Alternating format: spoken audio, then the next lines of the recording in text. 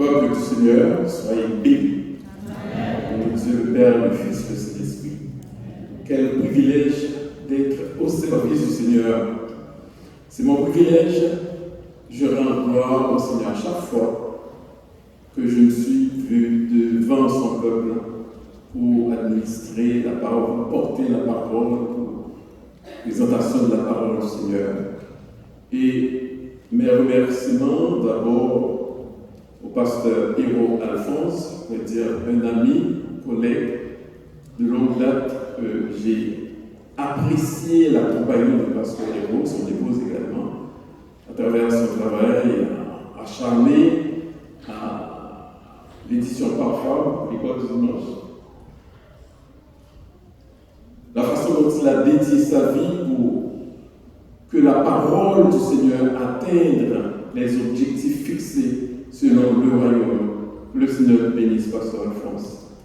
Et je remercie le Seigneur pour les vaillants héros, les héroïnes qui sont avec lui, particulièrement le pasteur Edzer Sando, président des hommes, et la sœur Marie-Yves Alphonse, présidente du comité des femmes. Le comité exécutif de ACM et également le peuple du Seigneur qui m'a accueilli, que Dieu bénisse particulièrement. Et je ne suis pas seul, ce matin je suis accompagné de mon épouse. Depuis les 49 dernières années, elle est toujours là, tantôt à ma droite, tantôt à ma gauche.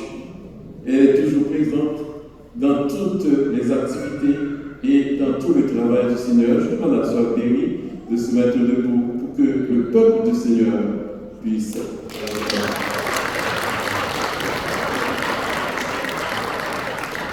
Merci, Sœur Péry, que le Seigneur vous bénisse.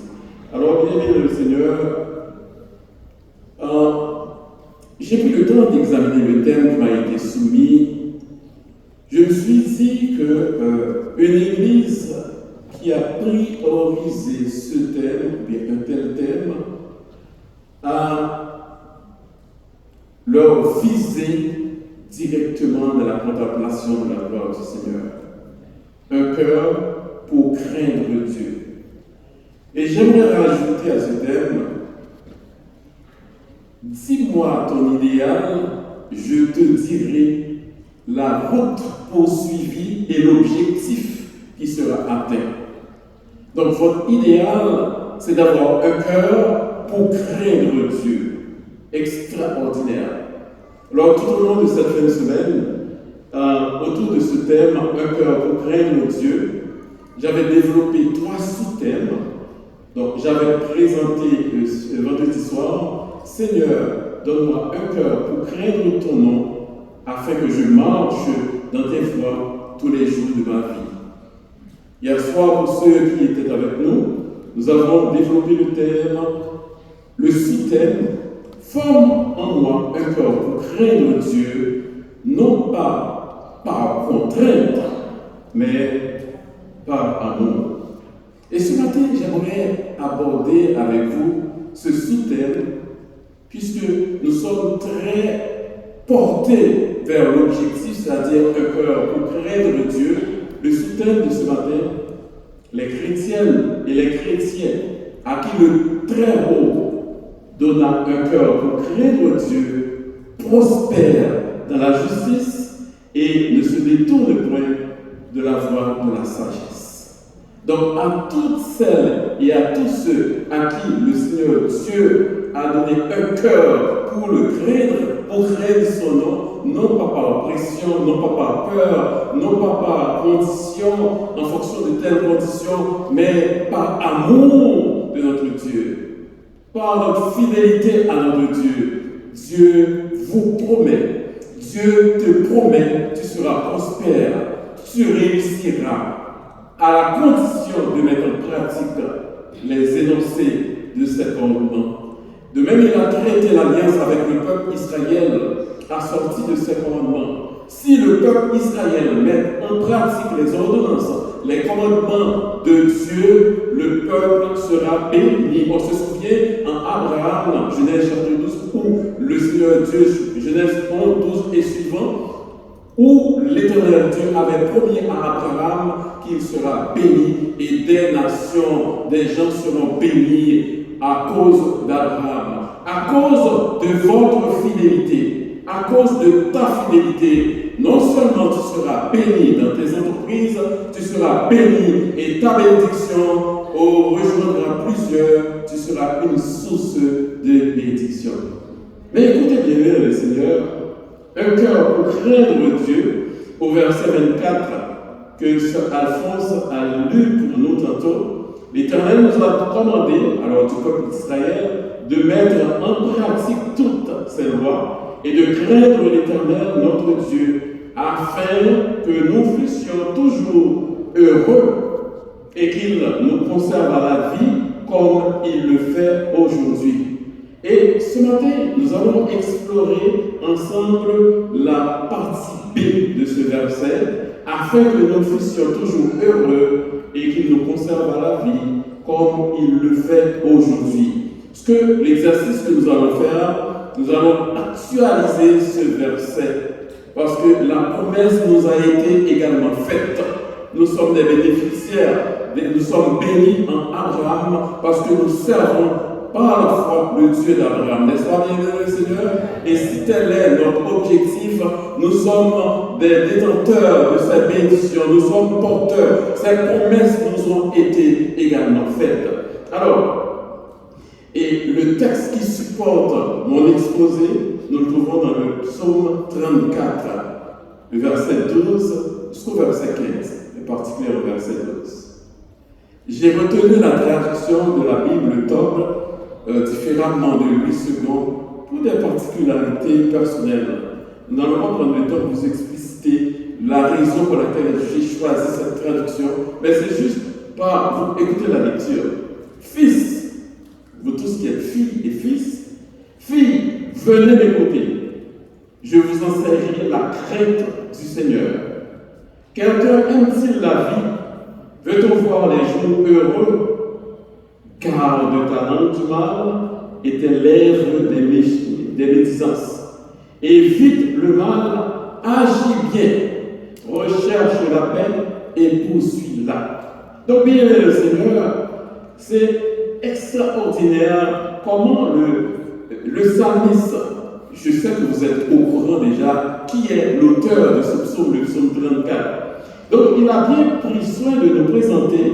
Et donc, il fait appel aux enfants de Dieu, aux fils de Dieu, qui avaient à cœur le souci, la dextérité de prioriser la crainte de Dieu, parce que la crainte de Dieu, c'est le début de toute joie, de toute richesse, de toute, je pourrais dire, de tout succès. Donc, parce que l'homme de Dieu, riche en expérience, David, il éprouve le besoin d'enseigner et de consigner ces consignes-là au peuple du Seigneur, à la jeune génération. Parce que David, on se souvient qu'est-ce que la Bible nous a révélé de David. David était un homme selon le cœur de Dieu. Il l'a fait sur la même base en termes de comparaison avec le sage et Salomon dans Proverbes chapitre 4. Le chapitre 1er dit, le verset 4, l'enseignement, l'objectif de cet enseignement, c'est pour donner au simple du discernement, au jeune homme de la connaissance et de la réflexion.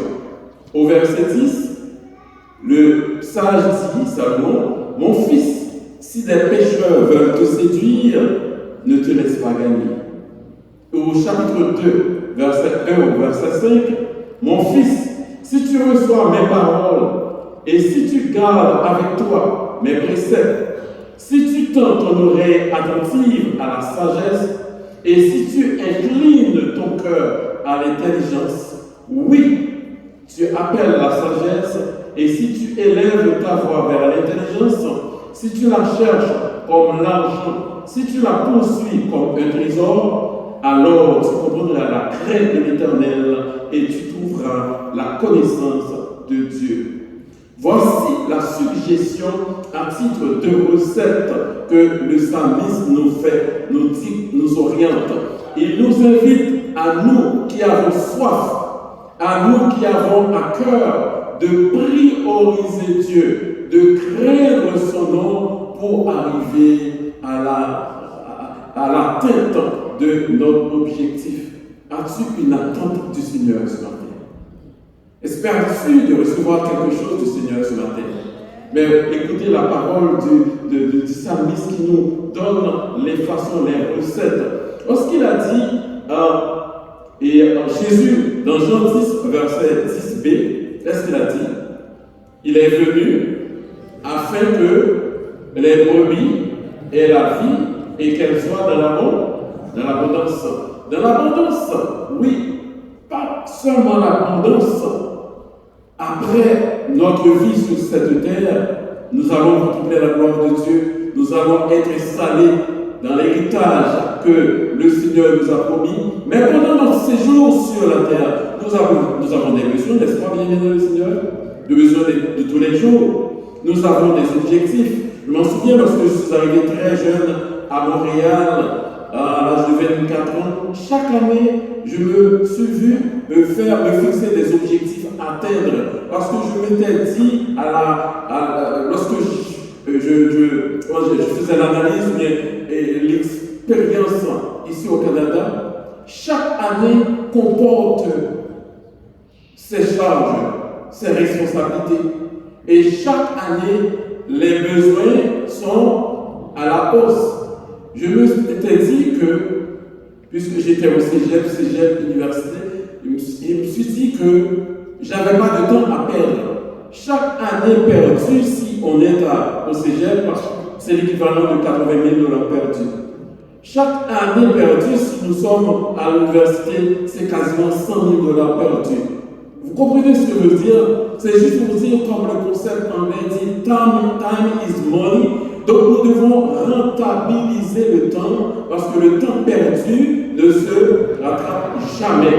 Donc, en d'autres termes, Dieu nous donne la capacité, la santé, l'énergie, et il nous donne la facilité d'actualiser notre vie. Êtes-vous d'accord avec moi? Donc, Dieu est le Dieu de l'abondance. Dieu, oui, m'a donné le salut, mais il tient à ce que je sois dans l'abondance. Mais dans l'abondance, il y a une condition. Il y a une condition à respecter. Comme l'Éternel Dieu avait dit à Moïse, de dire au peuple d'Israël, s'il est obéissant et se détourne de la désobéissance, notre échec, c'est parce que nous ne voulons pas rester collés à la parole, mais nous voulons choisir le chemin le plus rapide, parce que l'autre a réalisé quelque chose. Nous, Dieu nous a donné la grâce, mais nous ne voulons pas dépendre de la grâce, nous voulons faire à notre façon.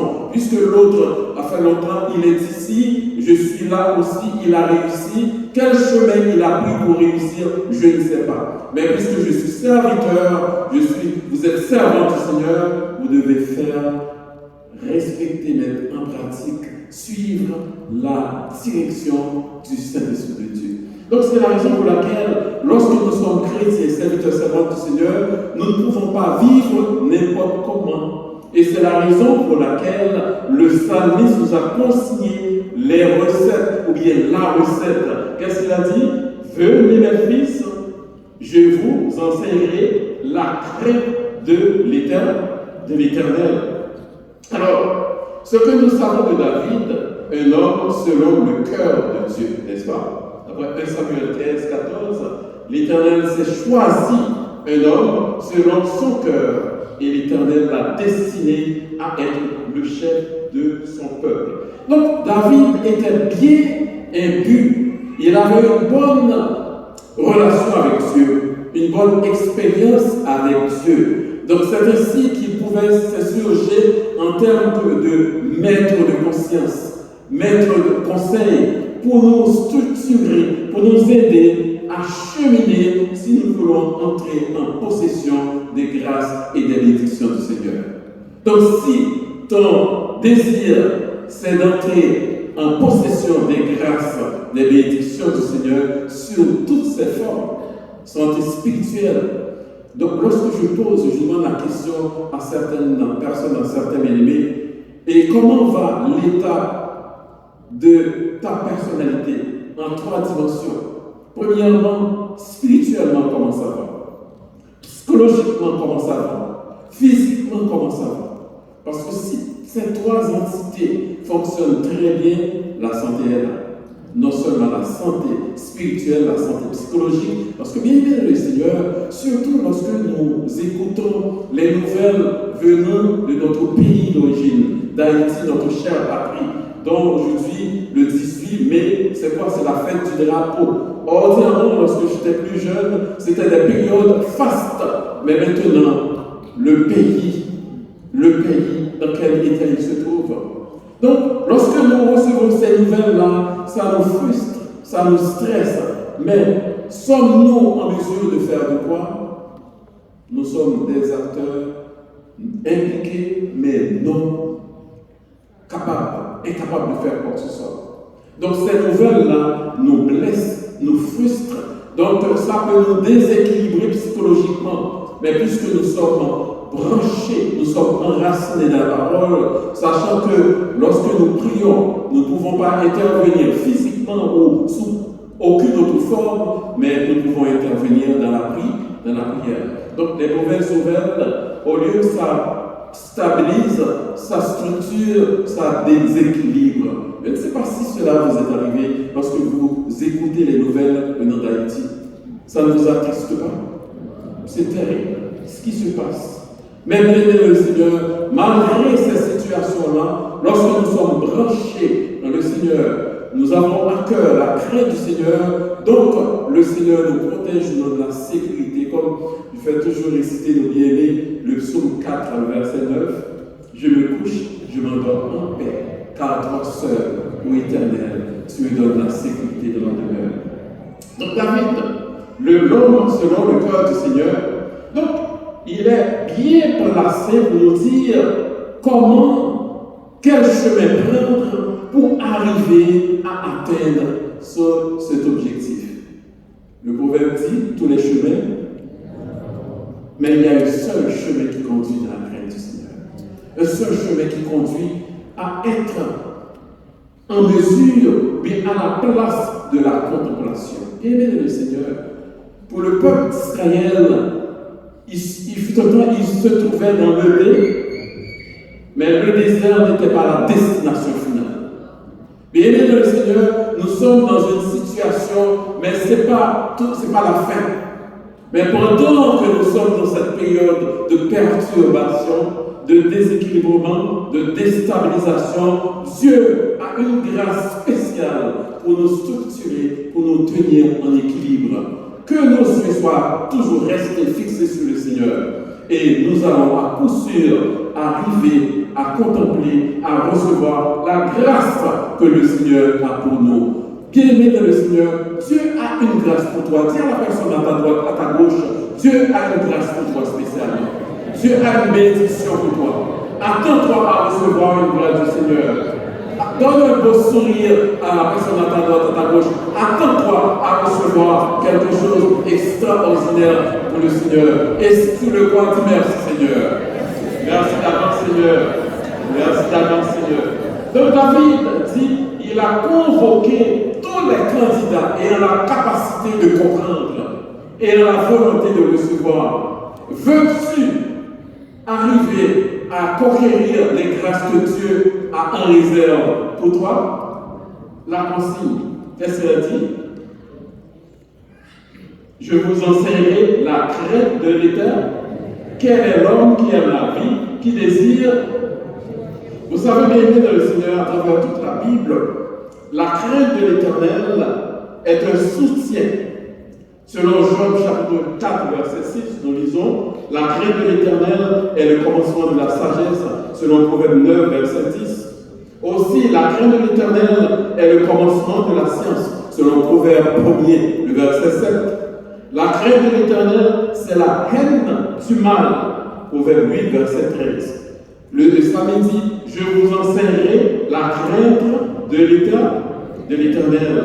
Il s'agit d'une offre sélective. Et cette offre est sélective pour certaines personnes. Mais pour nous qui sommes en cheminement nous qui voulons contempler la gloire de Dieu, c'est une obligation, c'est une exigence. Nous ne pouvons pas entrer n'importe comment. Jean chapitre 10 nous dit, Jésus a dit, je suis le chemin. Je suis le bon berger qui nous dirige vers le chemin. Et il a dit aussi, il y a juste le chemin, il faut passer par lui seulement. Celui qui emprunte une autre direction, une autre route, n'arrivera pas au bout de son objectif. Le mercenaire, il est là pour nous faire miroiter que ça va aller bien, mais il nous prend dans un étau et finit avec nous dans la dérive. Notre objectif, c'est de rester avec le bon berger qui a un plan pour nous sauver, pour nous garder. Donc, la recette que le psalmiste a donnée, la première phase de la recette, je ne sais pas si vous êtes habitué à faire la cuisine, mais pour faire un gâteau, qu'est-ce qu'il y a? Il y a une recette. Et nous ne pouvons pas être, désorganisés dans l'exécution de la tâche. Il faut respecter les étapes. On ne met pas la farine avant le sucre, avant le beurre. Donc vous connaissez, lorsque j'étais plus jeune, je faisais un peu de gâteau. Okay? Donc il faut prendre le temps de préparer pour que les ingrédients soient placés en ordre pour que le gâteau lève. Sinon, le gâteau ne lèvera pas. Donc la première recette, David a dit, pour arriver au stade de la contemplation, pour arriver au degré de mériter les bénédictions du Seigneur. C'est la raison pour laquelle, aujourd'hui, j'avais dit, d'assommant par rempli. D'assommant par rempli. Donc, il faut être serviteur, servante, ayant la crainte de Dieu pour accéder à la bénédiction de l'Éternel. David a été roi. Il a cerné la situation qui nous dérange des fois. Bien dans le Seigneur, cette petite langue-là, l'épître de Jacques nous dit, elle est petite, mais peut faire de grandes choses. Peut détruire. Donc le psalmiste, c'est la raison pour laquelle il dit, préserve ta langue du mal. Je ne sais pas si vous êtes observateur, des gens qui sont déprogrammés, les avez-vous déjà entre voir, mais les avez-vous déjà vus et en faire des bonnes choses? Ils sont déprogrammés. La première chose qu'ils font, c'est mal faire. Est-ce que vous entendez? On qui déséquilibré, souvent ils font un bon bagage, sont accident. Mais ils sont là, toujours prêts pour faire des mauvaises choses. Pourquoi? Parce que le mal est collé à nous. C'est la raison pour laquelle l'apôtre Paul dit, à chaque fois qu'il veut faire du bien, mais le mal est attaché à lui. C'est la raison pour laquelle nous devons être mus, conduits, dirigés, instruits par le Saint-Esprit de Dieu. Préserve ta langue du mal. En d'autres mots, mettre ta langue à l'abri de faire du mal.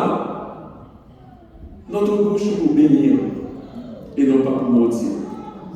D'ailleurs, qui nous devons maudire? Même par le diable, ne perdez pas votre temps. Il y en a qui prennent des armes contre le diable. Marteau, épée. Nous allons tirer le diable. Vous faites du tort. L'autre tire bien, on va frapper le nom lui. Ce n'est pas le diable qui frappe. Le diable est un esprit.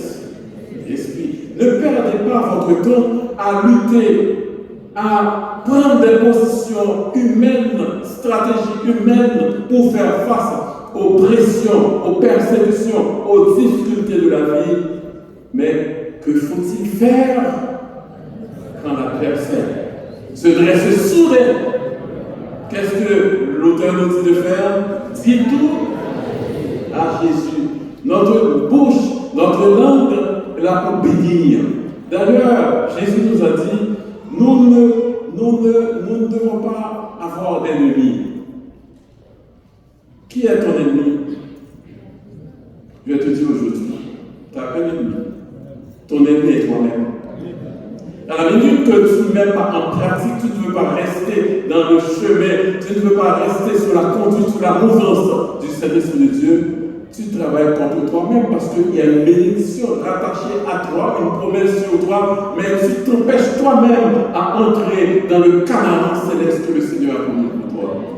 Bien-aimé le Seigneur, l'apôtre Paul nous dit dans Éphésiens chapitre 6, nous n'avons pas à lutter contre la chair et le. Donc, les armes qu'il nous a conseillé de nous en équiper, ce sont des armes spirituelles et non pas des armes charnelles. Donc, le psalmiste dit de nous préserver notre langue du mal. Dans Job, le chapitre 1er, de préférence Job, chapitre 20, le verset 12, nous avons le mal était doux à sa bouche, il le cachait sous la langue. Donc le mal est à l'intérieur de soi. Au chapitre 31, verset 20, il dit, mais moi qui n'ai pas permis à ma langue de pécher. Donc nous pouvons freiner notre langue. Nous pouvons réduire notre langue. Bien-aimé le Seigneur, dans des situations, si nous ne sommes pas capables de bénir, ou bien de dire quelque chose de bon, consolidant, structurant, édifiant, embellir, encourager, supporter, encadrer quelqu'un, reste en silence. Mais reste en silence. Ne pratiquez pas le silence des 3 amis de Job. Lorsque j'avais entamé la lecture de Job, arrivé à ce segment de passage où les 3 amis, ils ont passé près de 7 jours en silence. En silence. Je me dis, oh, ils sont de bons amis. Oh, ils sont affectueux. Ils sont compatissants. Mais, le jour où ces amis commencent à parler à Job, ils ont failli incendier Job. Je ne vous ai pas dit de garder ce silence, mais un silence compatissant. Un silence rempli de bonté et de compassion. Combien de fois, ouais, frère avec sœur, dans situation où tu as supposé exprimer de la compassion, il y a un sentiment, il est vrai de ne pas en mesure de faire face aux problèmes de la vie. Je m'en souviens, après 33 ans ici au Canada, nous avons entrepris un voyage missionnaire en Haïti, parce que j'étais élevé dans un orphelinat, et notre objectif c'était d'aller réparer, faire des travaux sur la bâtisse, aider les jeunes, les encourager l'église. Et mon épouse, ça fait longtemps qu'elle a laissé Haïti. À son arrivée, elle est quasiment évanouie, en sanglots, en pleurs. Et elle se mettait à donner la vie. Il y a plusieurs personnes qui venaient demander. Dis à Sœur Désinette, je comprends ta situation. Je comprends ton grand cœur. Mais si tu commences à donner, parce que nous avons avec nous de l'argent pour faire le travail là-bas, mais elle commençait à distribuer. Je dis, écoute, si tu veux, nous allons retourner au Canada, nous allons vendre tout ce que nous avons, nous allons donner à ces gens-là. Dans une semaine, nous allons être au même niveau qu'eux. Nous ne pouvons pas faire face à tous les besoins, à tous les problèmes. Mais par compassion, ce que nous sommes en mesure de le faire, nous le faisons. Donc, que notre bouche soit là pour bénir. Les amis de Job étaient là, non pas pour encourager Job, mais pour le décourager. Gain conseil, gain suggestion, gain pensée, gain expression sortie dans la bouche, il n'est pas sorti pour le fort grandir. Au contraire, il faut dire comme ça, écoute, il te reste un seul espoir, il te reste une chose à faire, comme la femme de Job a eu à dire. La femme de Job, c'est ça? Qu'est-ce qu'elle avait dit à Job? Ne te laisse pas faire, que ta langue soit là, activée pour bénir. L'épître de Jacques nous dit au chapitre 1er, verset 26, si quelqu'un doit être religieux sans tenir sa langue en bride, mais en trompant son cœur, la religion de cet homme est vaine. Nous faisons belle Et nous avons une belle habitude. Regardez-vous, beau, belle, sage, attentif, attentionné. L'êtes-vous chaque jour de la semaine? Pose-toi la question, suis-je aussi chrétien chaque jour de la semaine? Comme chrétien, servant du Seigneur, serviteur du Seigneur, nous devons avoir un seul comportement. Et Jacques, au chapitre 3, nous dit, verset 18, pour ne pas le temps de faire la lecture. Donc, la langue est une arme, c'est une épée à deux tranchants. La langue a la capacité de détruire et de faire beaucoup de tort à un frère ou à une sœur. Nous ne pouvons pas la retrancher de notre bouche, mais nous pouvons la préserver de faire le mal. Moins vous parlez, qu'on dit le silence est très éloquent. Hein? Le silence est très éloquent. Des fois, même le mutisme. Donc, cela est possible lorsque nous craignons Dieu, lorsque nous pratiquons la parole de Dieu. Le psaume 119, verset 111 nous dit, le verset 11 dit, je serre ta parole dans mon cœur afin de ne pas pécher contre toi. Fils, venez m'écouter, je vous enseignerai la crainte de l'Éternel. Quelqu'un aime-t-il la vie? Veut-on voir des jours heureux? Garde ta langue du mal et tes lèvres des paroles trompeuses. Évite le mal et agis bien. Recherche la paix et non pas le contraire. Il y a des nuits, dimanche nous sommes chrétiens à l'église, nous sommes des agents de paix. Mais lundi au travail, nous sommes des agents de destruction, de guerre.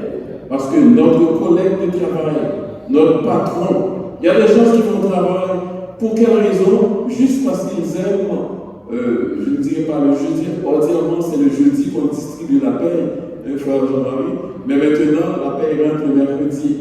N'allez pas au travail pour apprécier la paix, mais que vous soyez des agents de paix, des transporteurs de grâce, des communicateurs de grâce, par votre présence, par votre parole, votre attitude, par votre crainte pour Dieu. Vous êtes de bons agents, de bons, je pourrais dire, ambassadeurs du Seigneur. Évite le mal, agis bien, recherche et poursuis la paix. N'oubliez pas, bien-aimés dans le Seigneur, Église ACM, la plénitude est promise aux servantes et aux serviteurs du Seigneur. Les servantes et les serviteurs du Seigneur qui ont reçu de l'Éternel un cœur pour craindre son nom. Bien-aimés, le secret réside dans la crainte du Seigneur. Avec la crainte, mon Dieu, on est tout pareil. On est grâce, mon Dieu. On est faveur, mon Dieu. On est bénédiction, mon Dieu. On est guérison, mon Dieu. On est ouverture des portes devant nous. On est intégration. On est tout pareil parce qu'on est très bon. Et puis, bien-aimé le Seigneur, très jeune, j'ai appris à prier. Je ne perds pas mon temps pour prier, Seigneur, donne-moi une paire de souliers. Donne-moi un beau costume, parce que j'ai vu le frère a un beau costume.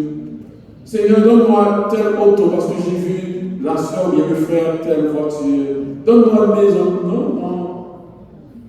Matthieu 6,33 nous dit quoi? Le royaume et la justice. Les autres choses, tu sais que nous en avons besoin. Ne perdez pas votre temps dans les biens matériels parce que ça n'a aucune valeur en termes relationnels, en termes de communion, en termes de proximité avec ton Dieu. La crainte de Dieu, en ayant la crainte de Dieu, on doit avoir toutes sortes de choses. Donc s'il y a une priorité, parmi toutes les priorités à faire, priorisons la priorité prioritaire ayant la crainte de Dieu. Cultiver la crainte de Dieu. On ne va jamais manquer. On ne va jamais manquer. On ne va jamais faire face à l'échec. Parce que les enfants du Seigneur, comme l'Éternel, Dieu avait dit à Josué, de dire quoi? Observe ces paroles, médite-les. C'est à ce moment-là que tu sera du succès et que tu... Est-ce que vous voulez réussir? Est-ce que vous voulez succès? Est-ce que vous voulez grâce à Dieu? Vive, restez dans la crainte du Seigneur. Que cela vous soit possible, activé par le Saint-Esprit de Dieu. Attachez-vous fortement à la parole du Seigneur et développez la crainte du Seigneur et votre succès est garanti. Que Dieu bénisse. Et merci.